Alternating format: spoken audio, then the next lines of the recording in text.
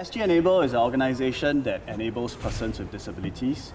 We help persons with disabilities to find training, to find employment, and in a variety of other schemes and referrals to different services. So as an organization, we support persons with disabilities, and the Enabling Village itself is a manifestation of how we see that support. So the Enabling Village is universally designed, it is inclusive. We organize many different activities and events here that are both for persons with disabilities and for those without. So for example, we've had arts festivals, we've had storytelling events. Recently we did a music event, and we've done cooking. And many of these are for both persons with disabilities and those without. And through these interactions and activities, people can come together and interact, and that's how we build an inclusive society. I think that for us is important because that is the software that we had taken into consideration in developing the hardware of the village. So like what Hurt had said, the village have to be able to host and accommodate a spectrum of activities. So I think for us it's really to be able to create and incorporate this sort of spaces, these sort of common platforms. When we first conceptualized the space, we were looking for an architect partner to come and work with us to really bring our vision to life. We wanted it to be an inclusive space, we wanted it to be a universally designed space, but beyond that, we wanted an architect that was really able to work with us to fine-tune the vision and to really bring it to life. And so through a procurement process, of course, but we worked we found and selected Woha, and Woha has been a very wonderful partner. Maybe you can talk about your experience. Well, I think it was a joy, of course, to work with SG Enable to bring this project from start to completion.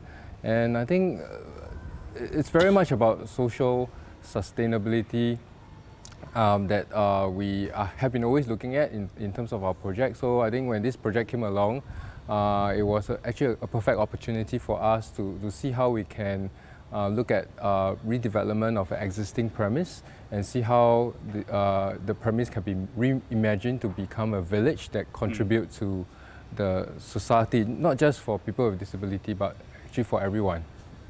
This used to be, I think a long time ago, it used to be a training center. And then its previous occupant was also related to employment and training. So when we first took over the space, we envisioned it.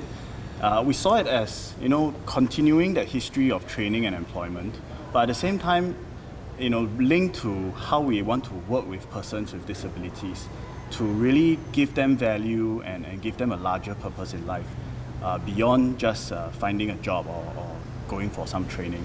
So the overall vision of the village itself, I think through the work together with Woha, I think that really came to life.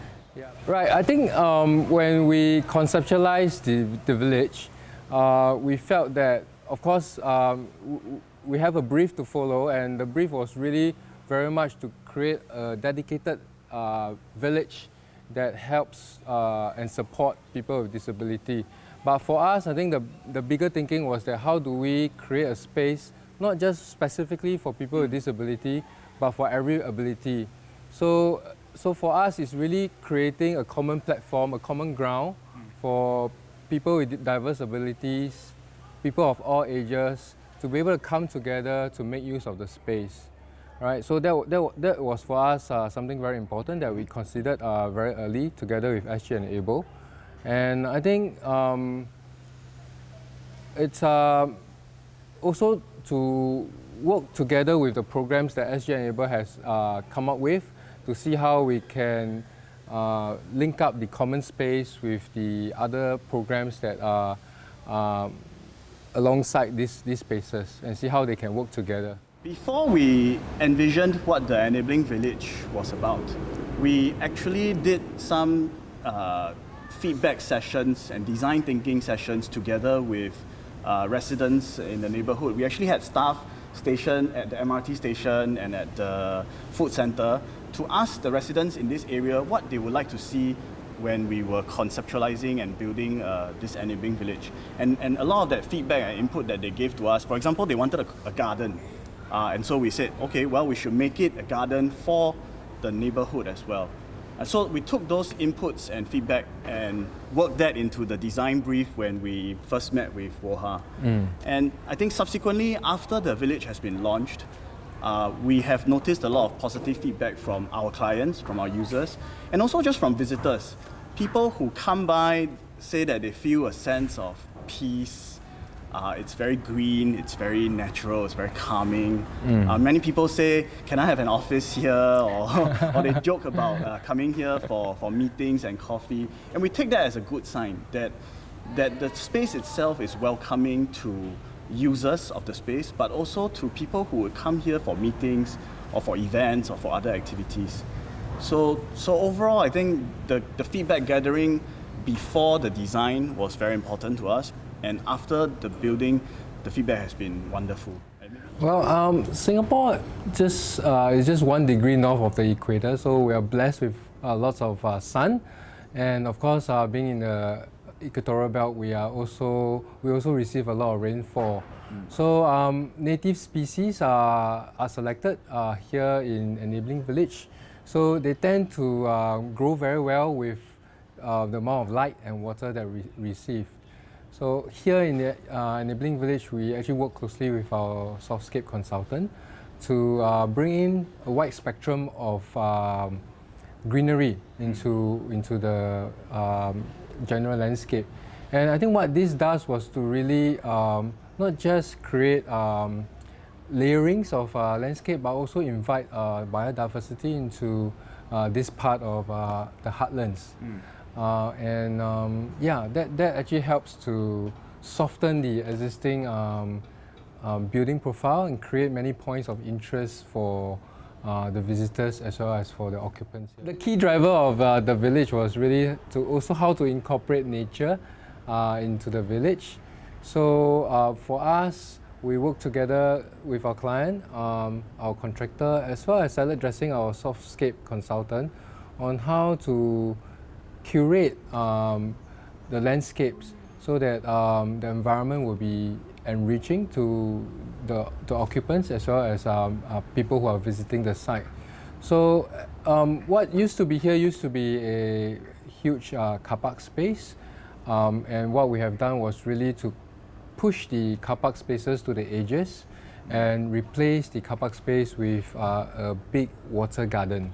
So that becomes a welcome forecourt whereby it welcomes visitors to the site. And the nature of the landscape changes as you walk through the village. So from a big water garden, it transforms itself into waterways. And what we have done also was to create interesting crossing through the use of existing linkway as if it was spanning over a water body.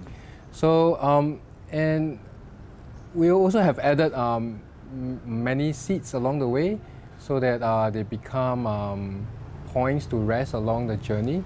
And what we have done also to the landscape was to create different experience as you walk through the site. So there are areas where you walk through, the landscapes opens up so that you can view the landscape in depth.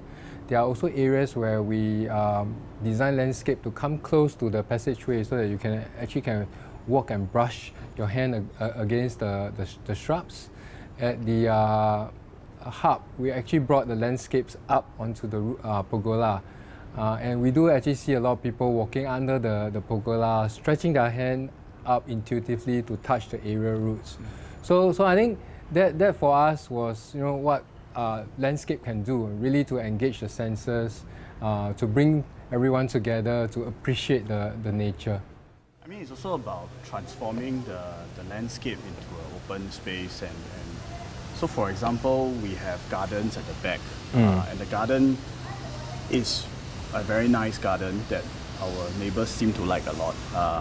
And that sort of very intangible value that the architecture brings about. I mean, I'm not an expert, but based on what has been done, I see that it has really led to more mingling between the residents living nearby and some of our clients here. Or even, for example, just as people are walking around or interacting with each other, is this little ad hoc or daily non-intentional encounters Yes. that reminds people actually what it means to try and build an inclusive society. Yeah, so I think actually we are adding on layers to the existing network. So a part of the design was to really extend the existing linkage to plug to the edges. And I think by walking through these linkages, you actually increase the opportunity for people to meet. And by increasing this opportunity, you're bound to have interactions, and you're bound to have bonding, how should I put it, interactions, understanding, yeah. yes. And I think that helps to cultivate a village environment. I really like this part where the village itself is part of the community now.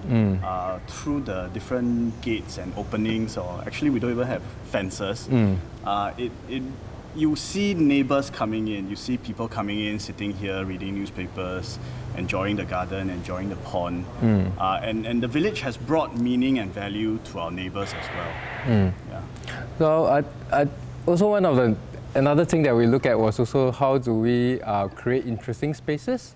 And what we did was to really introduce landscapes, waterscapes into the different parts of the village to create many points of interest as you move through the site. So take for example this space where we are now. It used to be a very steep slope. The garden previously was neglected, and I think what we did was just to overlay a multi-purpose amphitheater on the slope, and we punctuate through the block to create additional link to the opposite side, so that residents on the opposite sides can actually walk under the block and walk up the amphitheater to connect to the other part of the village. You see the students walking from their school back to their home. Yeah, and it was quite interesting for me because just now when I saw actually a caregiver teaching a person on wheelchair to navigate the ramp down, to learn how to use the wheelchair. But this space itself has also been something very fun for SG Enable. We actually did a movie night here with the screen over there, and we invited our clients and their families to come and watch the movie, and it was a very nice evening together. So the concept itself of a multi-use amphitheater / universally designed ramp is very useful. Yeah, I think that's one thing that we always look at to see how spaces does not have only just one function, but how it can be flexible and be able to be adapted to many different usage. So yes, so this amphitheater can be used for I mean, there's one new purpose that I found today. Yes, as an architectural practice, we are also interested to see how the users uses the place that we created. So we do go back to Instagram, Facebook to see how people have been using, and I think lots of feedback in Instagram has actually shown people taking interest in the landscape, people photographing the unique flowers, and people spotting the different species of butterflies in the village. So that was pretty interesting. I think we also had a visit by, what's that? Hornbill. Yes, by a hornbill. We had a visit by a hornbill, which I understand is a pretty large bird and needs quite a big amount of greenery for it to actually come and stop over. Yes. We see many clients and many of their caregivers coming to the village every day, and the landscape, the greenery, the ponds, the fish, it really adds a calming and soothing effect. We see that the caregivers, who many of them may face quite a bit of stress that every day, when they come here, you can see their moods significantly better. They will push or walk along the pathways together with their family members, and then you can see them really interacting with the greenery and really taking time to appreciate. And that has been wonderful, because when we first started out, I think all we talked about was let's make it green and have a garden. And Woha has really done this wonderful job of converting it into this lush paradise. Yeah.